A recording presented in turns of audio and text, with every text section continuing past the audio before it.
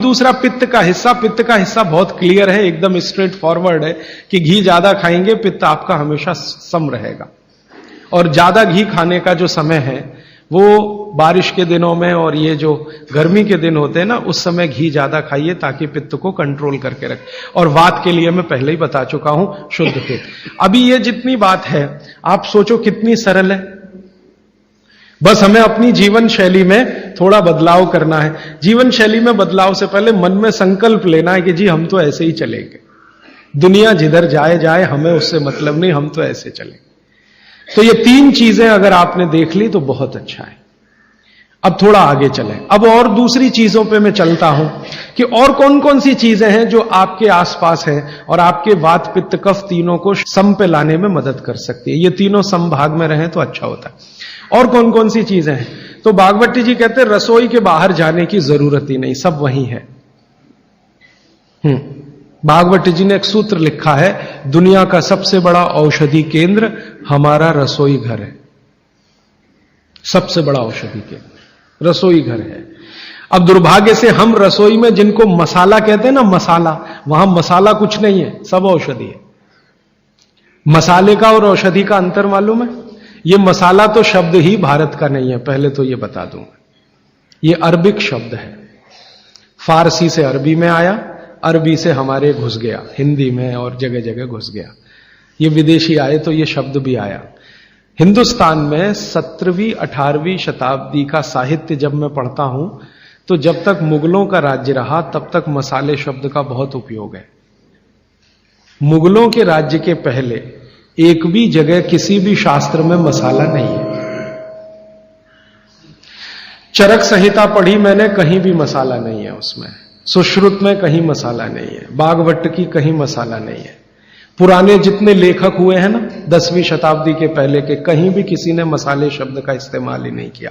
हर जगह है तो औषधि है, औषधि औषधि, जीरा औषधि, धनिया औषधि, ये औषधि के रूप में है। तो इनकी जो प्रॉपर्टीज हैं रसोई घर की औषधियों की, ये सब आपके चिकित्सा के लिए है।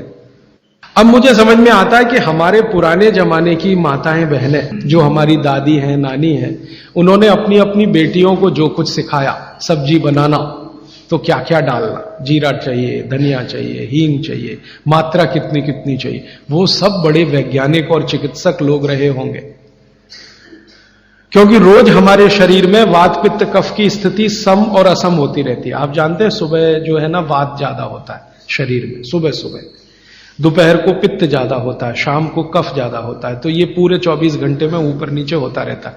तो 24 घंटे में जो वात पित्त कफ ऊपर नीचे होता रहता है, तो सब्जियों में उसी के हिसाब से औषधियां डाली जाती है। जैसे दोपहर की सब्जी बने, दोपहर की, तो मेरी दादी को मैंने देखा था कि दोपहर की सब्जी बनाएगी तो अजवाइन जरूर डालेगी उसमें, और वही सब्जी रात को बनाती थी तो अजवाइन नहीं डालती थी। तो एक दिन मैंने दादी से पूछा कि यही सब्जी दोपहर को मैंने खाई तो इसमें अजवाइन थी, शाम को खाई तो नहीं, क्यों? तो उसने उत्तर तो नहीं दिया। तो उसने कहा मेरी मां ने ऐसा सिखाया। बस बात खत्म हो गई। अब उस समय मैं भी मान लिया कि ठीक है, उसकी मां ने सिखाया। अब जब मैंने काम शुरू किया ये चिकित्सा पर, तब मेरे समझ में आया कि अजवाइन जो है पित्तनाशक है। घी के बाद, देशी गाय के घी के बाद जो सबसे ज्यादा पित्तनाशक दूसरी कोई चीज है तो वो अजवाइन है। और दोपहर को पित्त भड़कता है, आप जानते हैं, और वो स्वाभाविक है क्योंकि खाना खाने के लिए पित्त भड़कना ही चाहिए।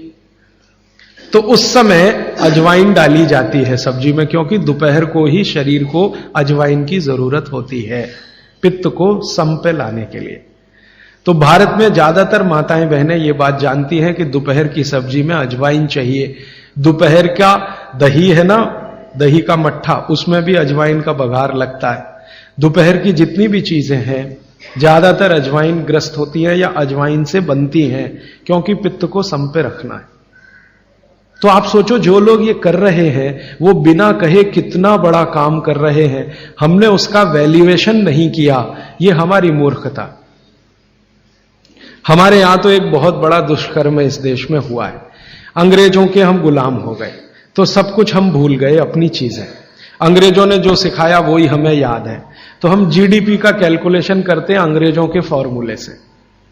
जीडीपी निकलता है इस देश का, ग्रॉस डोमेस्टिक प्रोडक्ट। तो मैंने बहुत बार इस देश के अर्थशास्त्रियों से पूछा कि जीडीपी में आप विचित्र विचित्र कैलकुलेशन करते